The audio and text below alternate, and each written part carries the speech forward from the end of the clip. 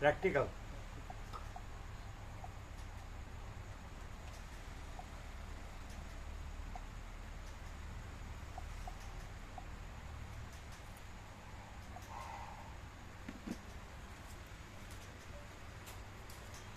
આ કેવું કેવું થયું ખબર? ઓપનિંગ બેટ્સમેન અને લાસ્ટમેન નોટ આઉટ. આગળના સાથેના 10 વયા ગયા આપણા આણંદમ.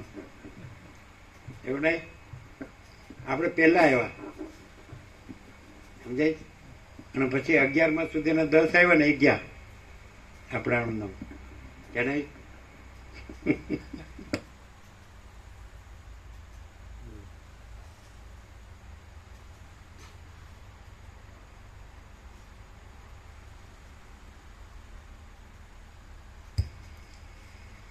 આદ્ય પરબ્રહ્મ સદગુરુ દેવ કી જય. ઓમ શ્રી પરમાત્મને નમઃ. સદગ્રંથોમાં શિરોમણી શ્રી યોગ વાસિષ્ઠ મહારામાયણ નિર્વાણ પ્રકરણ ઉત્તરાર્ધ, પેજ નંબર 1502, 1502, સર્ગ 118મો, બગલા આદિનું વર્ણન. આ 118મા સર્ગમાં જળ કાગડાઓ, બગલાઓ, મોરો, વિયોગી વટેમાર્ગુઓ, પાંથો, માછલાઓ અને બપૈયાઓ એ સર્વના ચરિત્રો વિશે વર્ણન કરવામાં આવશે.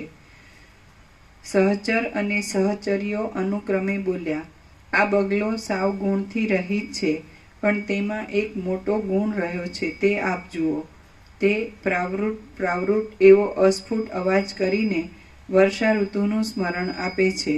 હે બગલા, તું તળાવની અંદર રહેવાથી વર્ણ વડે હંસના જેવો જણાય છે, તો હવે જળ કાગડાઓ સાથે મિત્રતા, ક્રૂરતા અને કડવી વાણી એ ત્રણેય દોષને છોડી તું પ્રસિદ્ધ રીતે બરાબર હંસ તુલ્ય થઈ જા. હે અત્યંત ચતુર મહારાજ, માછલા મારવામાં અતિ નિપુણ આ જળ કાગડાઓ ચોતરફ ફર્યા કરતા જળચર પ્રાણીવાળા જળની અંદર વારંવાર પેસીને માછલાને ચાંચમાં પકડી લેતા હતા અને તેમને ગળી જતા હતા. પરંતુ જળ કાગડાઓ દૈવયોગે આજે કોઈ કારણથી મરી ગયેલા મોટા મત્સ્યોને ખાઈ જતા ગળાના રોગ વડે દુઃખી થઈ ગયા છે અને અત્યંત ક્ષુધાના સમયમાં પણ હારબંધ બેસી રહ્યા છે. તેઓ પાંગડાની પેઠે પોતાની પાસેના અને સુખથી પકડી શકાય તેવા માછલાને પણ પકડી શકતા નથી. આમ જ લોકો સ્વાર્થથી મરવાને તૈયાર થઈ જાય છે, એમ જળ કાગડો પોતાની ક્રિયાથી સૂચવે છે અને કોઈ દુર્જન મારો એ ગુરુ છે એમ કહી એની સ્તુતિ કરે છે. પોતાની ડોકને ઊંચી કરી રહેલો અને ફેલાવેલી નિર્મળ સુંદર પાંખોવાળો આ હંસ જ આકાશમાં આપણી પાસે ઊભો છે એમ પ્રથમ લોકોએ માની લીધું હતું. પરંતુ જ્યાં તેણે તળાવના જળમાંથી માછલીઓને પકડવા માંડી, ત્યાં સર્વ લોકોને પ્રતીતિ થઈ કે આ તો ખરેખર બગલો જ છે. ઘણા લાંબા કાળથી ચપળ થઈ રહેલા અને આ તળાવમાં જ તપના જેવો દંભ કરી બેઠેલા બગલાઓને જોઈને ધૂર્તના ચરિત્રને જાણનારી એક સ્ત્રી બીજે સ્થળે ઘણા લાંબા સમયથી વિષયોમાં લંપટ થઈને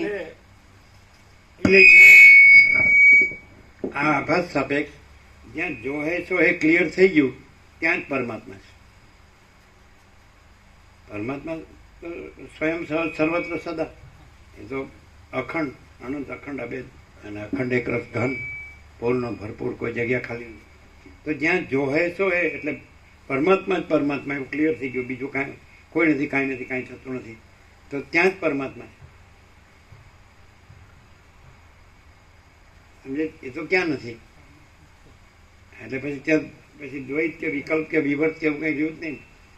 આભાસ કે આકાર વિકાર કે જન્મ વિકાર નાશ કે સૃષ્ટિ તિથિ પ્રલય કે નામરૂપ કે એપિયરન્સ કયો કે ભ્રાંતિ કયો. સમજે? જ્યાં એમ થઈ ગયું કે જો હે સો હે એટલે કેવળ અનંત ચૈતન્ય પ્રકાશ પરમાત્મા છે, બીજું કાંઈ નથી. તો એ જ ક્લિયર થયું. એ ક્લિયર એ કોણ? એ જ પરમાત્મા. ક્લિયર? હા.